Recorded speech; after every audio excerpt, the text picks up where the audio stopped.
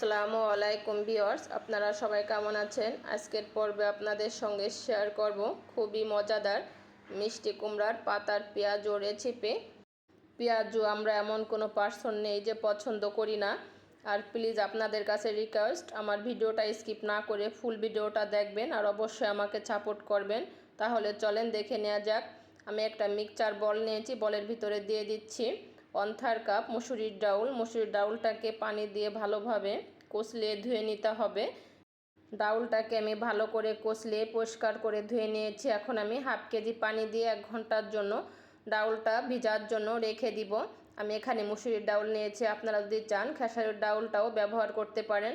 আমি কিছু মিষ্টি কুমড়ার পাতা নিয়েছি, পাতাগুলোকে ভালো করে বেছে ধুয়ে নিয়েছি। আমি একটা পেঁয়াজ ফালি করে, আর নিয়েছি একটা রসুন, আর নিয়েছি 6-7টা কাঁচামরিচ। এগুলো আমি ডাউলের সঙ্গে ভালো করে ব্লেন্ডার করে নিয়েছি, দেখতেই পাচ্ছেন। আপনারা যদি চান শিলপাটা বেটে নিতে পারেন। আর নিয়েছি আমি আতপ চাউলের গুঁড়ো 2 টেবিল চামচ। আতপ চাউলের গুঁড়োটা দিলে দেখা যাচ্ছে যে আপনার পেঁয়াজুটা অনেকটা মচমচা হবে। ডাউলের ভিতরে দিচ্ছি আমি হাফ টেবিল চামচ ভাজা জিরার গুঁড়া, হাফ টেবিল চামচ হলুদ, হাফ টেবিল চামচ লবণ।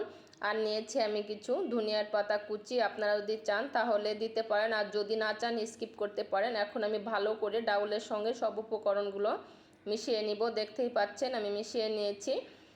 আমি একটা প্লেট নিয়েছি, প্লেটের উপরে আমি একটা মিষ্টি কুমড়ার পাতা নিয়েছি। এখন আমি মিষ্টি কুমড়ার পাতার উপরে ডাউলের যে মিশ্রণটা সেটা আমি হাত দিয়ে ভালো করে ম্যাশ করে দিচ্ছি। দেখতেই পাচ্ছেন এভাবে ম্যাশ করে দিতে হবে। এখন আমি পাতাটাকে এপিট ওপিট করে ভালো করে একটু উল্টিয়ে ভাঁজ করে নিচ্ছি। ভাঁজ করে নেওয়া হয়ে গেলে আপনার পাতার উপর দিয়ে একটু ডাউলের মিশ্রণটাকে মেখে নিতে হবে। এভাবে আমি সব মিষ্টি কুমড়ার পাতার পেঁয়াজুগুলো বানিয়ে নিব। দেখতেই পাচ্ছেন আমি পেঁয়াজুগুলো বানিয়ে নিয়েছি। এখন একটা আমি চুলায় প্যান নিয়েছি, প্যানে দিয়ে দিচ্ছি পরিমাণ মতো একটু তেল। বেশি তেল দেওয়া যাবে না, পরিমাণ মতো একটু দিতে হবে। এখন আমি প্যানের ভিতরে পেঁয়াজুগুলো ছেড়ে দিচ্ছি।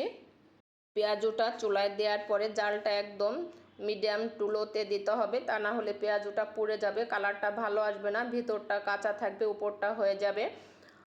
আর অবশ্যই খেয়াল রাখতে হবে পেঁয়াজুটা প্যানে দেওয়ার পরে আপনার ঢাকনা দিয়ে ঢেকে দিতে হবে 5 মিনিটের মতো, তা না হলে দেখা যাচ্ছে যে আপনার কুমড়ার পাতাটা সিদ্ধ হবে না, ভিতরটা কাঁচা থাকবে, খেতেও ভালো লাগবে না।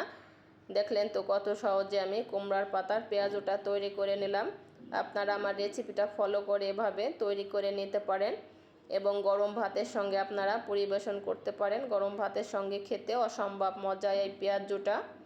রেসিপিটা আপনাদের কাছে কেমন লেগেছে ভালো লাগলে কমেন্ট করে জানাবেন, আর বেশি বেশি করে শেয়ার করবেন, লাইক করবেন। আর যারা এখন আমার ইউটিউব চ্যানেলটিকে সাবস্ক্রাইব করেনি চ্যানেলটিকে সাবস্ক্রাইব করে রাখবেন। ভালো থাকবেন, আল্লাহ হাফেজ।